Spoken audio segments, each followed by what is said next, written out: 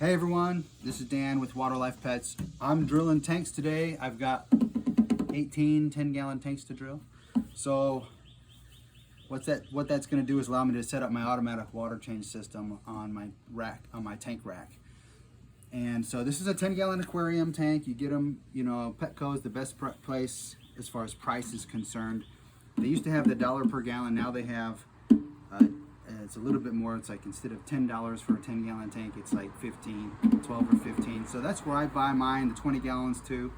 I'm drilling today. So what you do, and maybe you've seen this before in other demonstrations, I just got a thin piece of wood. I've used the thicker piece, but I just got a thin piece of wood this time. I drilled with my diamond bit drill here, a hole through the soft wood and then in through the glass. I got the wood clamped to the tank, and I have a consistent, steady flow of water going into this hole as I drill. Got your diamond circular bit here, and I've got it on low speed. Motor is set on low speed on the drill, and it's just going to be consistently with the weight of the drill. I'm not pushing down at all because you can't really avoid it, but what happens a lot of the times, if you come in and zoom in close here, on this piece here, can you see it?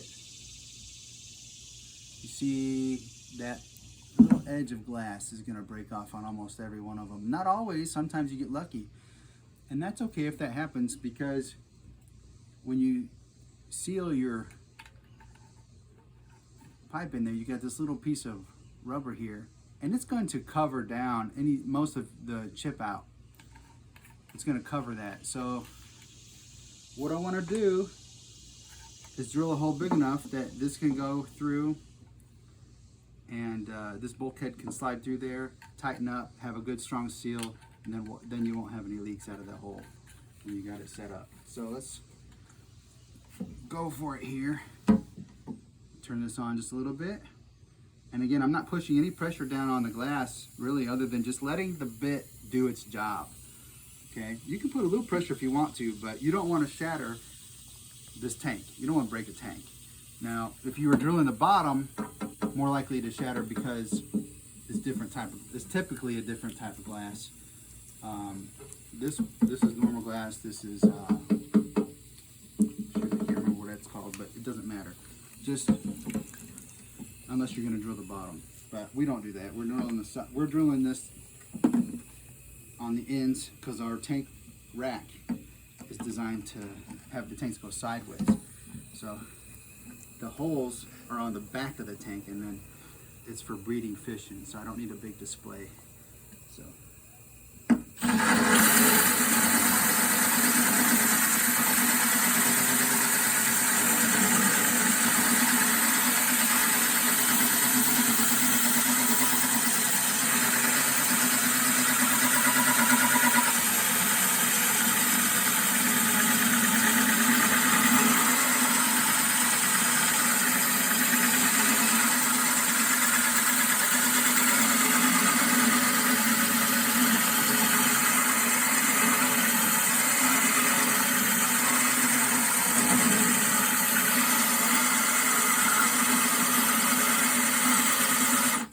So I can see water dripping down. I've cut through the glass at a certain spot.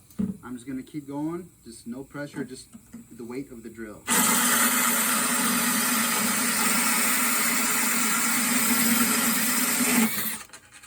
All right.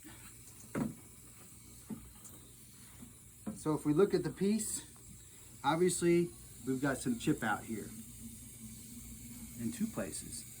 And that's okay because it's not going to be bigger than my bulkhead. The bulkhead seal. Now what I'm going to do is remove these clamps,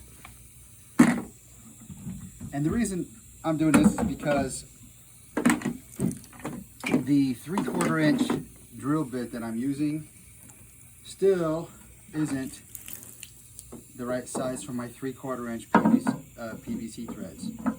It's just a little too big to go through there. So now what I'm going to do is I just have to expand that hole just a hair. So I'm going to use the edges of the diamond bit to kind of bore out the inside of the glass just a little bit more.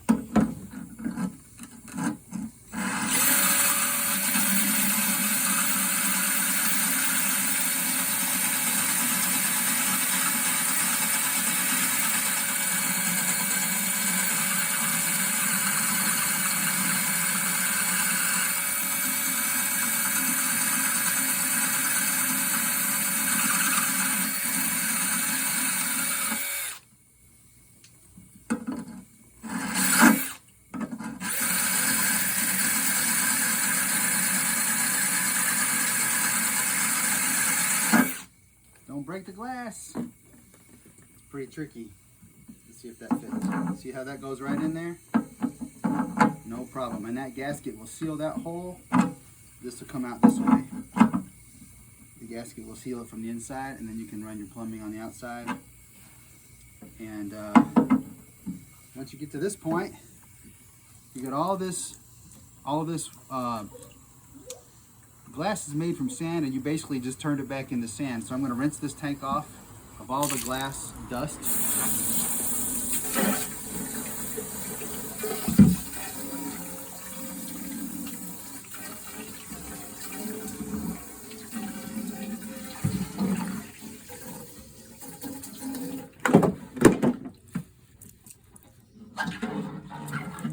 There we go. See that? It's going to be real nice. That goes there. Bulkhead gets screwed on here. Oh, I just dropped it. Bulkhead gets screwed on there. And then on the inside, you can adjust this. You can turn it at angles if you want. What I'm going to do, I got it as high as I can to the top of the tank because I want the water level to be as high as I can, preferably over the black border of the tank. But I'm going to take a little piece of sponge and stick it in here so fish can't go down in there, but water can still flow when it gets to that level. Flow it in and then out and then down. So that's the idea. I've already done it on another rack system that I built. It works great. And that's how you drill. That's one way how to drill the tank. It's not difficult. It takes a little bit of courage when you first start going, but now I'm feeling pretty good about it. I haven't broken any tanks doing it this way, and I hope that helps.